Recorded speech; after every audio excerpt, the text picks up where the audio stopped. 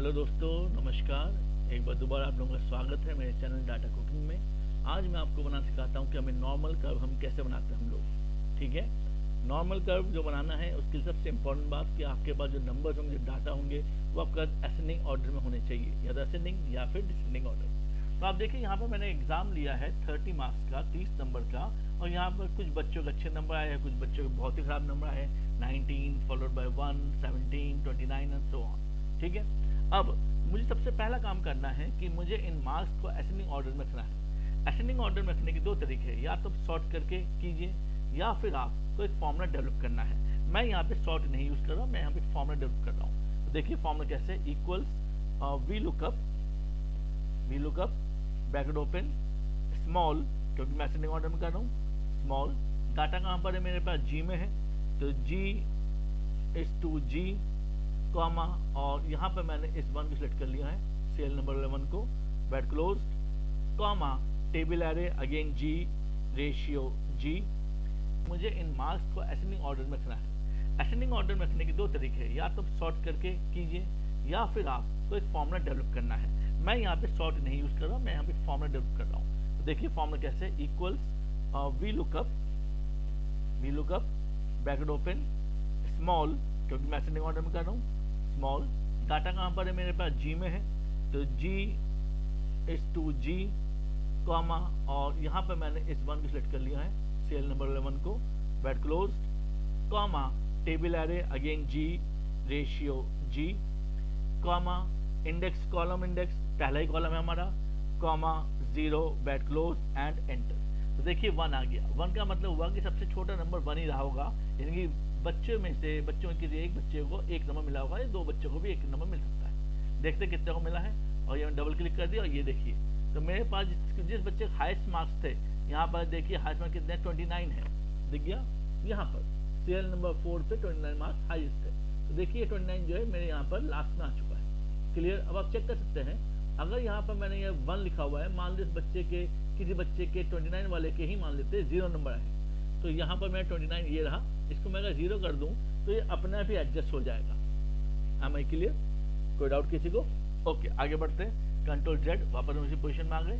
अब मुझे इसका जी वैल्यूज निकालने हैं, जी वैल्यूज। तो जी वैल्यू के लिए मुझे क्या करना पड़ेगा, इक्वल्स, सबसे पहले मैं इसका एवरेज निकाल लूँ, नॉर्म डॉट डिस्ट लगाएंगे फॉर्मूला, चेक करते फॉर्मूले में क्या क्या आवश्यकता है, इक्वल्स नॉर्म डॉट डिस्ट। अगर मैं लगाता हूँ फॉर्मूला तो क्या रिक्वायरमेंट्स है, x mean standard deviation cumulative. Okay, तो स्टार्ट करते हैं। पहले मैं इसको हटा देता हूँ, और मुझे इसका एवरेज चाहिए, तो यहाँ साइड में कहीं पे इसका एवरेज निकाल लेता हूँ, इक्वल्स एवरेज, और एवरेज मैंने मार्क्स ले लिए 1 से लेकर के लास्ट तक का एवरेज आ जाएगा, 15 आ गया मेरे पर एवरेज। और स्टैंडर्ड डेविएशन मैं साइड में निकाल देता हूँ, standard deviation equal STDEV dot P, population हो गया, और इसको भी मैंने इसी में से लिया है 1 से लेकर 29 तक में बीच में, और ब्रैकेट क्लोज, मेरा स्टैंडर्ड डेविएशन आ गया दिस वन।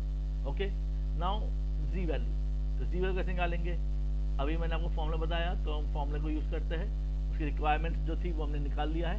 तो equals NORM dot DIST, norm dist, bracket open, X मेरा क्या, एक्स तो मेरा ये पहला 1 है, कॉमा, इसको मैं जी वैल्यू में कन्वर्ट कर रहा हूँ, मीन एवरेज क्या मेरे पास ये 15 है, सबके लिए एवरेज 15 ही होगा, इसलिए मैं इसको फ्रीज कर दूँ फंक्शन F4 से, कॉमा स्टैंडर्ड डेविएशन ये भी सबके लिए सेम ही होगा, इसको भी मैंने फ्रीज कर दिया फंक्शन F4 से, कॉमा फॉल्स लेना मुझे, तो मैंने 0 लगा दिया, एंड ब्रैकेट क्लोज्ड।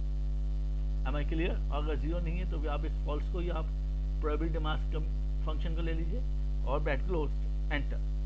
ये एक वैल्यू आ जाएगी आपके पास अटपटी सी, और इसी वैल्यू के यहाँ पर डबल क्लिक करेंगे, ये वैल्यूज आ जाएगी।